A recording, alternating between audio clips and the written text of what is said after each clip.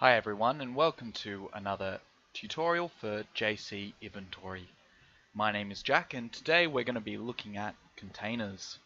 So we have a container in the world, and if we look at it, we can see that it has lots of items.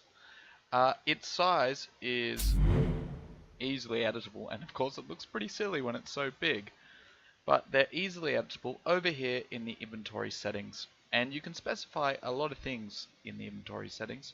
For example, you can specify what the mesh of the container looks like. Is it a dead body? Is it a filing cabinet? Etc. etc. You can specify the name, so we're just going to change it to tutorial name. Or better yet, we'll make a new container. And okay, we'll call it tutorial name. Now, obviously those values were a little bit crazy, but let's still be generous. Let's make an item container with 6x6.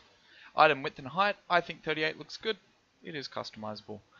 Inventory size will be filled in, and obviously that's how many slots we have. It's just, you know, columns times by row, some simple mathematics. And items in slots, that's there to debug. If you wanted to actually look at the array of items within the container, and that will be propagated at runtime. Okay, but let's go into our world, have a look at the difference between our two containers. Here we have item container, and it's already got some items in it. And if we go over to our tutorial container, tutorial name, I don't know why I gave it that name, let's call it tutorial container. It didn't have any items, and that's not what we want for this example. We want to say put a hammer in and some armor.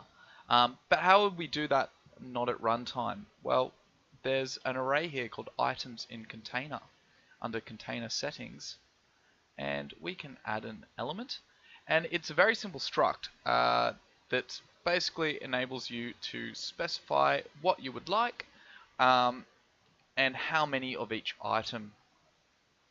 So we're going to put a pistol in there, and we're going to have one pistol in there.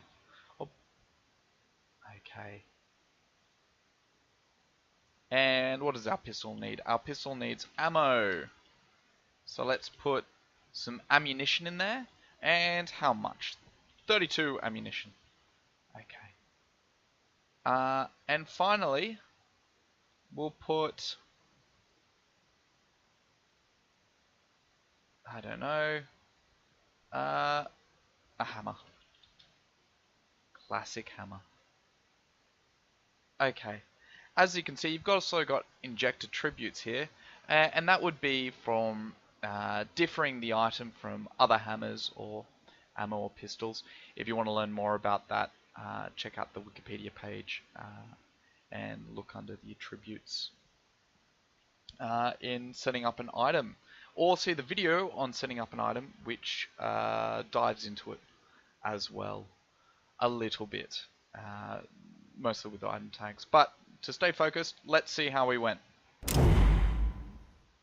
Okay, so bang, that's our item container. We don't care about that one anymore. Let's have a look at the tutorial container, and there we have it, just like that. We've got items inside our tutorial container. It's as simple as that. Okay, thank you very much, and have a good one. If you've got any questions.